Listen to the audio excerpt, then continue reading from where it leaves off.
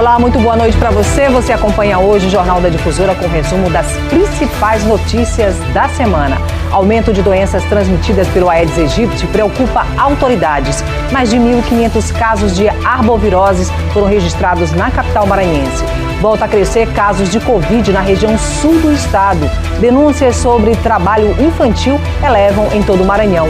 Procon divulga orientações sobre as normas que devem ser seguidas na hora da compra do material escolar. E ainda, Brasil bate a marca de mais de 207 milhões de habitantes em 2022. Essas e outras notícias a partir de agora no Jornal da Difusora com resumo da semana.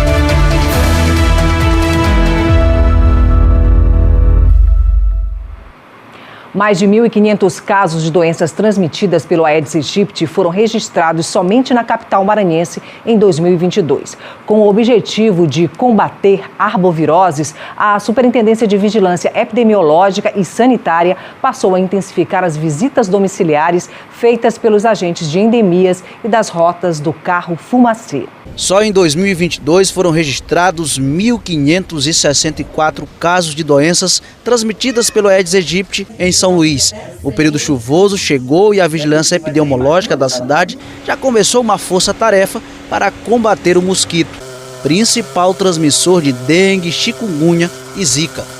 A ação que nós estamos fazendo, primeiramente, é o seguinte, é iniciar nossos trabalhos todos de campo a partir do segundo dia útil de janeiro.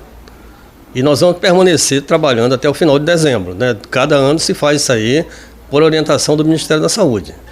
Um levantamento realizado pela Secretaria Municipal de Saúde de São Luís revelou que bairros de regiões como Cidade Operária, Monte Castelo, Liberdade, Coroadinho e Itaquibacanga registraram o maior número de doenças em 2022 causadas pelo mosquito da dengue.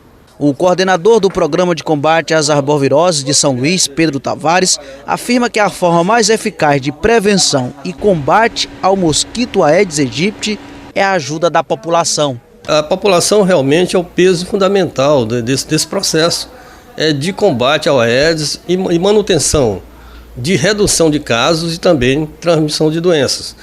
Por quê? Porque é o morador o responsável, a partir do momento que ele tem que fazer o seguinte: a primeira coisa que ele tem que fazer é receber bem o agente da dengue na sua casa. E em Imperatriz foram abertos mais 2 pontos para testagem da Covid-19. Nos últimos dias, houve aumento de casos da doença na região sul do estado. Nós ampliamos aí, né, a Secretaria de Saúde, através do Departamento da Atenção Básica, isso aí para a população ter o melhor acesso, onde nós estamos planejando aí, o nosso objetivo é chegar a todas as unidades básicas de saúde para que a população tem acesso. As UBSs que trabalham com horário estendido são a Vila Lobão, Cafeteira, Maria Aragão e também aqui a UBS Milton Lopes, com atendimentos até às 8 horas da noite e senhas entregues até às 7 horas. Segundo o último boletim divulgado pela Secretaria de Saúde, desde o início da pandemia, Imperatriz registrou 29.578 casos confirmados de Covid-19. Os testes nas UBSs de Imperatriz são suave nasal.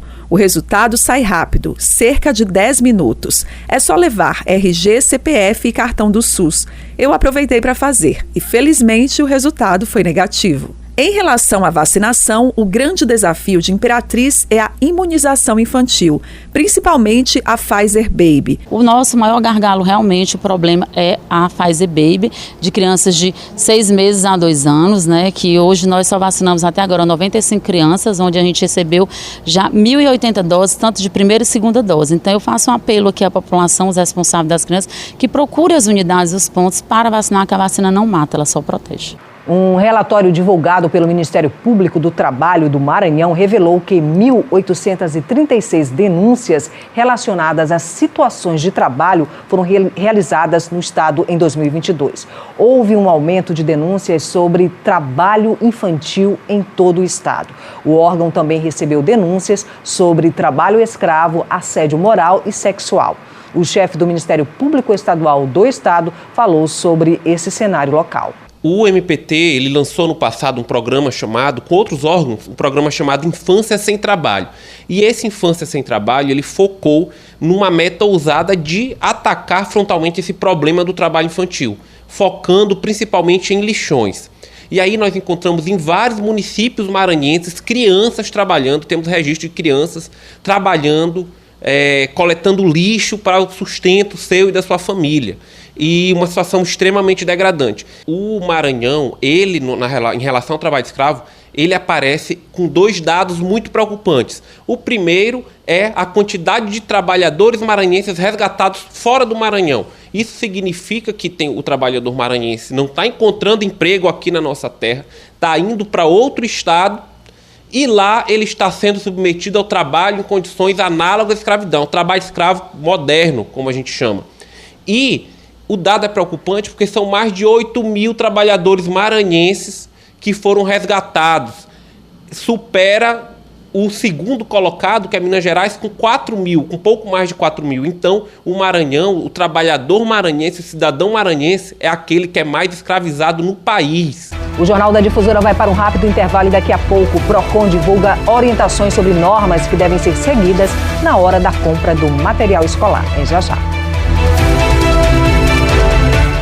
Uma empresa de festas infantis é acusada de aplicar golpes em São Luís. Você viu que R$400 mil foi o valor estimado do prejuízo causado aos clientes que compraram os serviços da empresa, mas não tiveram retorno. O Tribunal de Justiça do Estado do Maranhão determinou o bloqueio de bens da empresa e festas infantis Happy Day, suspeita de aplicar os golpes. Essa notícia foi destaque nos nossos noticiários. O João foi uma das pessoas enganadas. Ele pagou R$ 2.600 pela festa do filho de 6 anos, que aconteceria agora em janeiro. Como é que a gente vai falar para o nosso filho que não vai ter a festa que ele queria dos super-heróis dele?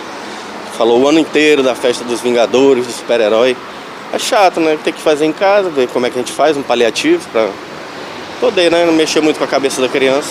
O funcionário público conta que foram dezenas de pessoas lesadas, com festas que estavam agendadas até para março deste ano. A gente ficou sabendo, fez um grupo, aí agora tem mais de 160 pessoas nesse grupo, aí ficou sabendo que tem várias pessoas lesadas, inclusive dono daqui do ponto. Não foram só supostos clientes. Pessoas que trabalharam no buffet também foram enganadas. É o caso de dona Ildenora.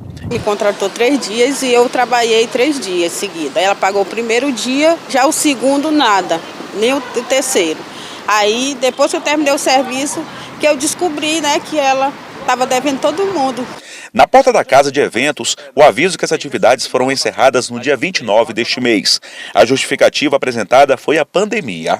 Segundo a proprietária do ponto, que arrendou o local de festas para a pessoa que aplicou os golpes, ela chegou a realizar festas aqui no local até um dia antes de declarar que as atividades estariam encerradas, ou seja, até o dia 28 de dezembro do ano passado. A proprietária do ponto não quis gravar entrevista, mas disse que, assim como os supostos clientes lesados, já registrou um boletim de ocorrência contra a mulher, identificada por Paula.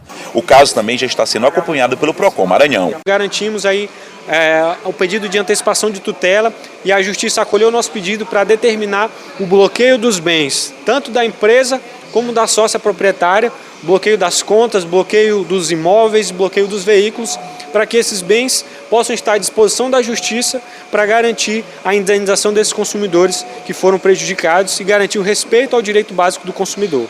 Em Imperatriz, aumentou a procura e venda do material escolar. Para tirar dúvidas, o PROCON divulgou orientações sobre as normas que devem ser seguidas na hora da compra.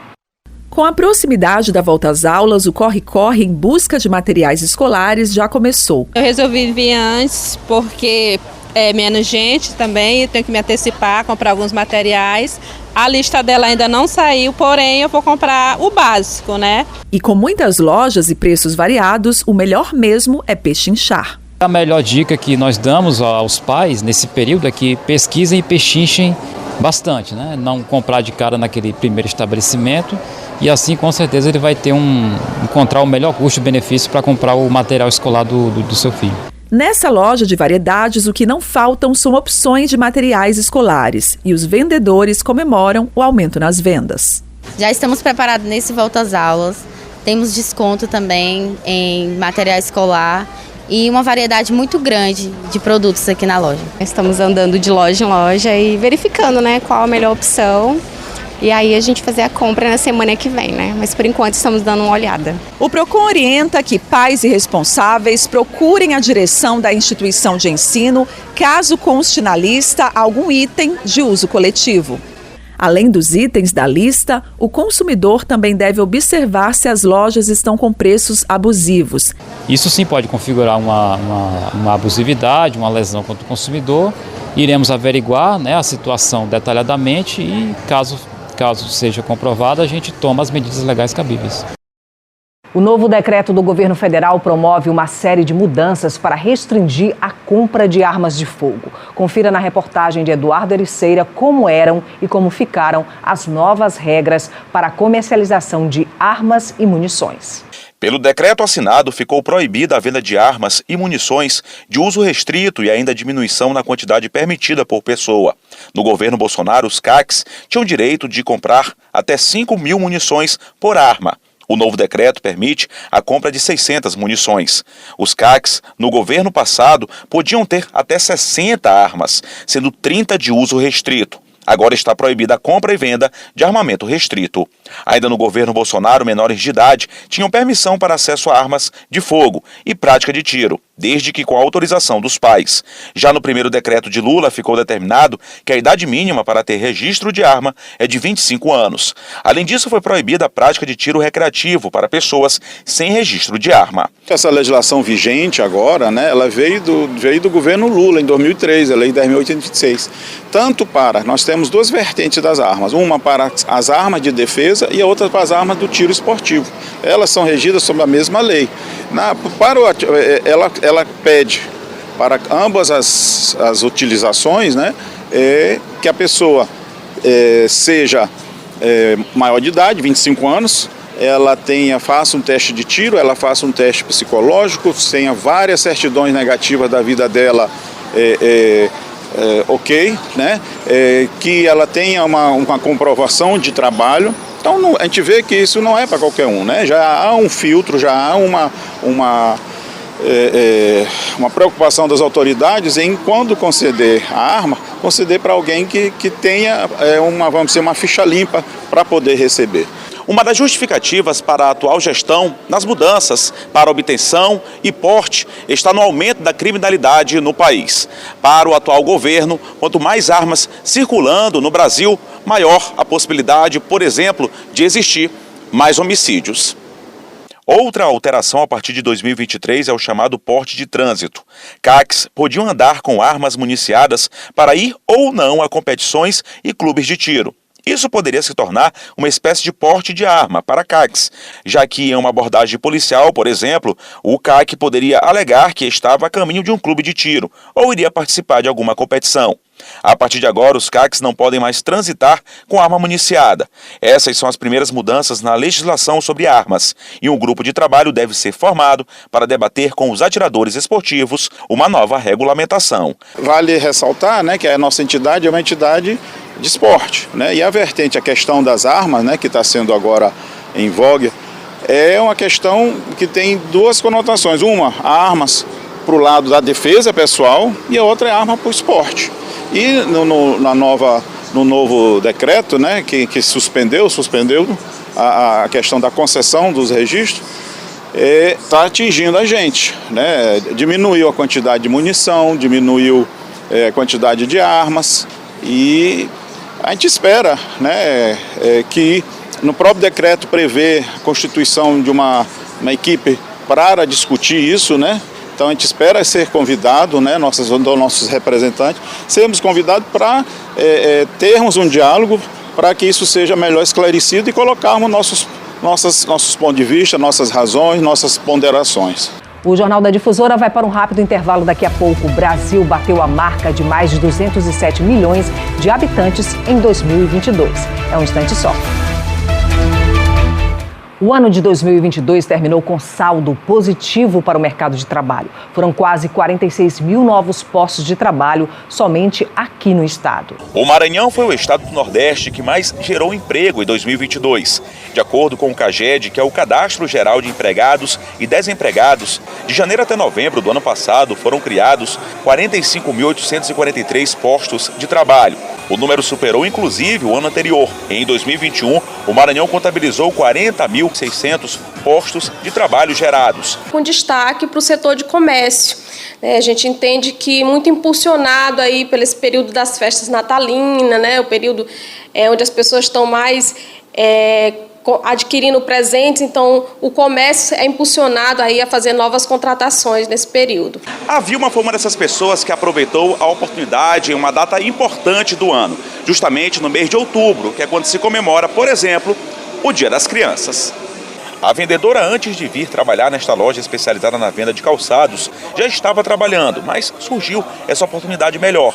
Ela não pensou duas vezes. Na época da pandemia, o comércio ficou fechado e a gente sabe que as pessoas estavam sem oportunidade de comprar, muita gente desempregada, o desemprego aumentou devido à pandemia e agora a gente sabe que nesse final de ano e durante o período natalino também, as vendas teve um alto índice, alavancou as vendas, a gente conseguiu vender bastante, e graças a Deus a gente está conseguindo bater nossas metas. E o comércio foi um dos impulsionadores para o bom desempenho alcançado pelo Maranhão. O segmento foi o que mais contratou em 2022.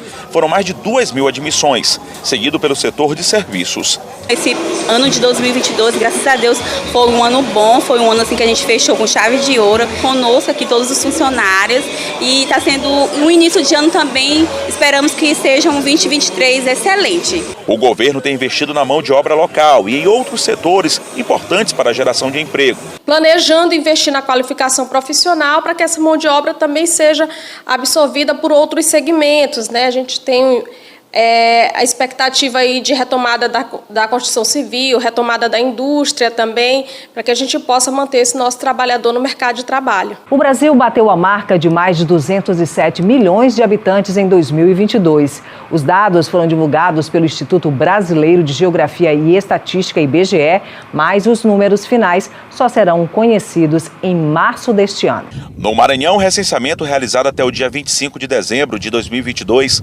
apontava pouco mais de 6 milhões e 800 mil pessoas vivendo no Maranhão. O número é bem menor do que as estimativas da população divulgadas pelo IBGE, que apontava em 2021 7 milhões 153 mil 262 habitantes no Maranhão, um aumento de 38.664 pessoas em comparação ao ano anterior, 2020, quando o Maranhão tinha 7 milhões 144 mil 598 habitantes. Esses números a gente observa a nível de Maranhão, houve essa redução, mas quando a gente vai observar a nível de municípios, a gente tem alguns municípios, são bem poucos, é verdade, que a população está crescendo. Eu posso citar, por exemplo, Barreirinhas, mas tem outros municípios. A gente tem municípios que a população está ali estável, praticamente, e a gente tem um conjunto de municípios, algumas dezenas, em que a população ela vem decaindo se te comparar com o que estava na estimativa. Com esses dados, o Maranhão possui atualmente a 4ª maior população na região Nordeste. O censo teve início ainda no ano passado, no dia 1º de agosto de 2022, e ainda prossegue com os recenseadores visitando as casas até agora, janeiro de 2023. Os moradores de domicílios onde ainda ninguém respondeu ao censo 2022 podem ligar para o número 137, o chamado Disque Censo. Porque ele é fundamental para que você, contando as pessoas, você possa ver onde as pessoas estão, como elas estão e do que elas estão precisando. O Jornal da Difusora fica por aqui. Muito obrigada pela sua audiência. Uma ótima noite para você, um ótimo final de semana e até segunda.